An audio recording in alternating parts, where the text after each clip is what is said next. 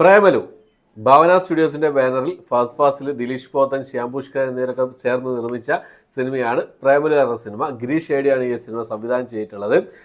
പിന്നെ നെസ്ലിൻ, മമിത ബൈജു, ശ്യാം മോഹൻ, അഖില ഭാർഗവൻ, സംഗീത് പ്രതാപ്, അൽതാഫ് സലീം, മീനാക്ഷി രവീന്ദ്രൻ എന്നിവരൊക്കെയാണ് ഈ സിനിമയിൽ പ്രധാന വേഷം കൈകാര്യം ചെയ്തിട്ടുള്ളത്.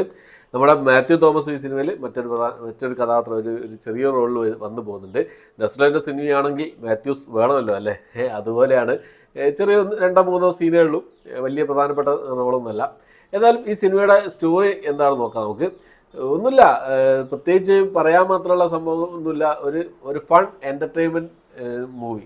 എന്താ പറയുക, നമ്മുടെ യൂത്ത് ഓഡിയൻസിന് ആഘോഷിക്കാൻ പറ്റിയൊരു സിനിമ. അതാണ് പ്രേമലു പറഞ്ഞ സിനിമ. സ്റ്റോറിയൊക്കെ പ്രെഡിക്റ്റബിൾ ആയിരുന്നു. പിന്നെ റൊമാൻറ്റിക് ഫൺ എൻ്റർടൈൻമെൻ്റ് ആണ്. അപ്പോൾ സ്റ്റോറി കാര്യങ്ങളൊക്കെ പ്രെഡിക്റ്റബിൾ ആയിരുന്നു. വലിയ എന്താ പറയുക ട്വിസ്റ്റോ കാര്യങ്ങളോ അങ്ങനത്തെ സംഭവങ്ങളൊന്നുമില്ല. നൈസായിട്ട് ഫസ്റ്റ് മുതൽ അവസാനം വരെ എൻജോയ് ചെയ്ത് കണ്ടിരിക്കാൻ പറ്റിയൊരു പടമാണ് പിന്നെ പ്രേമലു പറഞ്ഞ ഈ സിനിമ. നെസ്ലൻ്റെയും എല്ലാവരുടെയും പെർഫോമൻസുകളൊക്കെ കിടുകയായിരുന്നു. എല്ലാവരും കിടിലായി പെർഫോമൻസ് ചെയ്തിട്ടുണ്ട്. ശ്യാമോഹനൊക്കെ സൂപ്പറായിട്ടുണ്ട്. അദ്ദേഹത്തിൻ്റെ ഈ സംഭവമുണ്ട്, ജോക്കിംഗ് എന്ന് പറഞ്ഞിട്ടുള്ളൊരു സംഭവം, അതൊക്കെ കിടിലായിരുന്നു. പിന്നെന്താ പറയുക, അപ്പോൾ നെസ്ലൻ്റെ കഥാപാത്രം എന്ന് പറഞ്ഞാൽ നമ്മൾ ഈ നെസ്ലൻ്റെ എല്ലാ കഥാപാത്രങ്ങളും ഒരേ മോഡൽ ടിപ്പിക്കൽ പിന്നെ എന്താ പറയുക ക്യാരക്ടേഴ്സായി പോകുന്നുണ്ടോ എന്നുള്ളൊരു ഡൗട്ട് എനിക്കുണ്ട്. എന്നാൽ കിട്ടിയ റോള് മികച്ചതാക്കി തന്നെ ചെയ്തിട്ടുണ്ട്.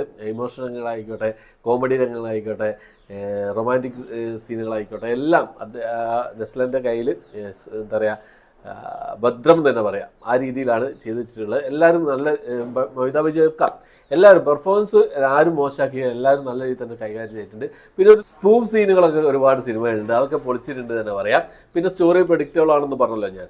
ഫസ്റ്റ് മുതൽ അവസാനം 2.5 മണിക്കൂറുണ്ട്, 2 മണിക്കൂർ 35 മിനിറ്റ് കൊണ്ട് സിനിമയുടെ ദൈർഘ്യം വരുന്നത്. മൊത്തത്തിൽ നോക്കുകയാണെങ്കിൽ എൻജോയ് ചെയ്ത് കണ്ടിരിക്കാൻ പറ്റിയൊരു സിനിമ.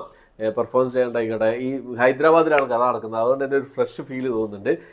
പിന്നെ ഇതുവരെ കാണാത്ത കുറേ സ്ഥലങ്ങളും കാര്യങ്ങളൊക്കെ കാണിക്കുന്നുണ്ട്. പിന്നെ പറയുകയാണെങ്കിൽ ലാസ്റ്റ് ഒരു 20 മിനിറ്റ് സംഭവം പൊളിച്ചടിക്കുന്നതാണ് അറിയാം. അത്രയും നേരം ഒരേ ലെവലിൽ ഇങ്ങനെ കൊണ്ടുപോയ സംഭവം ലാസ്റ്റ് ഒരു 20 മിനിറ്റ് അങ്ങ് ഉയർന്നു പോയി എന്നുള്ളതാണ്.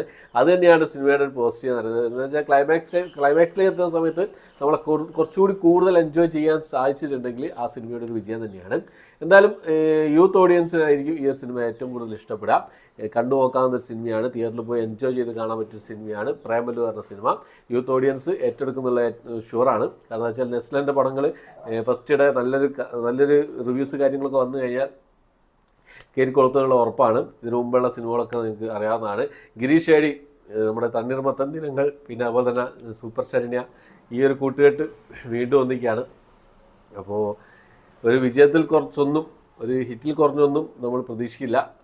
എന്തായാലും നമ്മൾ എന്താ പറയുക, എൻ്റെ ഒരു പ്രതീക്ഷ എന്തായിരുന്നു ആ സിനിമ അതെനിക്ക് തന്നിട്ടുണ്ട്. ഫസ്റ്റ് മുതൽ അവസാനം വരെ ചുണ്ടിലൊരു പുഞ്ചിരിയോടുകൂടി ഇടയ്ക്കൊന്ന് പൊട്ടിച്ചിരിച്ച് അങ്ങനെ കാണാൻ പറ്റിയ ഒരു സിനിമ, അതാണ് പ്രേമലു പറഞ്ഞ സിനിമ.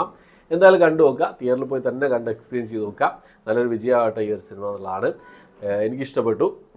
എന്തായാലും പിന്നെ സംഭവം എനിക്കിഷ്ടപ്പെട്ടു. അപ്പോൾ നിങ്ങളുടെ അഭിപ്രായം എന്തായാലും കമൻറ്റ് ബോക്സിൽ രേഖപ്പെടുത്താൻ ശ്രമിക്കുക. തിയേറ്ററിൽ പോയി കണ്ട് എക്സ്പീരിയൻസ് ചെയ്ത് നോക്കുക.